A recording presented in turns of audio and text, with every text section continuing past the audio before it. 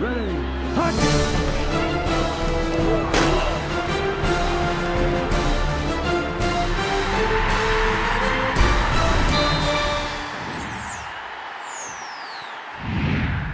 Hi, I'm Jenni Carlson here with Travis Haney. This is a Cable Motors OU update. Saturday night, Oklahoma defeated Missouri 38-28. Travis, it's a reversal of last year's game. Oklahoma wins, but I didn't get the feeling like anybody was really happy about the way that this game went down. What did you hear from the Sooners? Yeah, I think we had to kind of remind ourselves that they did win the ball game. Bob Stoops kind of put a positive spin on it, so they did some good things. And I suppose offensively, second and third quarters made the plays they had to make. Ryan Broyles, another huge game, 12 catches, 146 yards, 3 touchdowns, just another ho-hum All-America evening for him.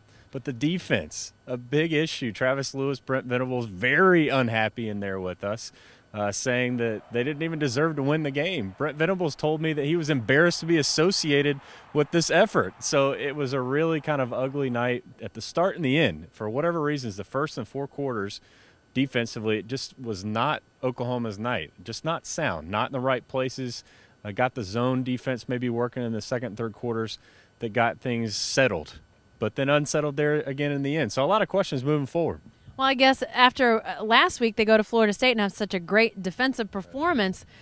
How much stock do you put into this? I mean, was this a little bit of Florida State hangover and then the big lead and so they let down? Where do you look at last week and say, hey, this defense can be really good, or do you look at this week and say, there's a lot of concern? I think that's the question. And hangover and revenge, those are kind of buzzwords that the players and coaches wanted to stay away from.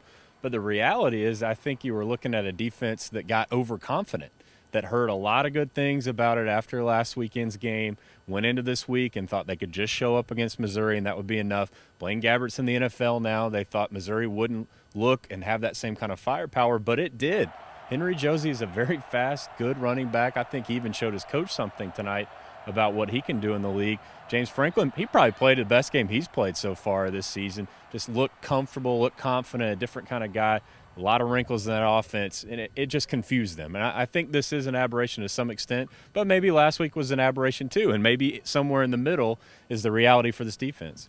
Is the good news out of this game the fact that Ryan Broyles and Landry Jones continue to be Landry Jones and Ryan Broyles, and that combination is there? I mean, those guys look pretty good regardless. It's nice to have that, isn't it? Trey Frank suspended. Kenny Stills, middle of the week, kind of a surprise that this concussion he sustained at some point in the game against Florida State took an elbow to the helmet. I remember the play, but I don't think anybody expected him to miss the game as a result because he stayed in the game last week and caught the game-winning touchdown.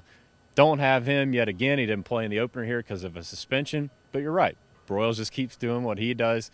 Jazz Reynolds, maybe they found another playmaker in him. If Franks doesn't come back very soon, you'd assume Stills would be back at some point, but they've talked about Reynolds. He made plays tonight. And then, there's Broyles, the 12 catches, the 146 yards. He's really hard to find on the field for opposing defenses, especially around the end zone. We've talked about the goal line stuff and how they've had trouble punching the ball in.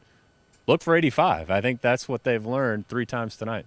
Definitely so. Hey, be sure to stay with the best coverage team anywhere at newsok.com and every day in the Oklahoman.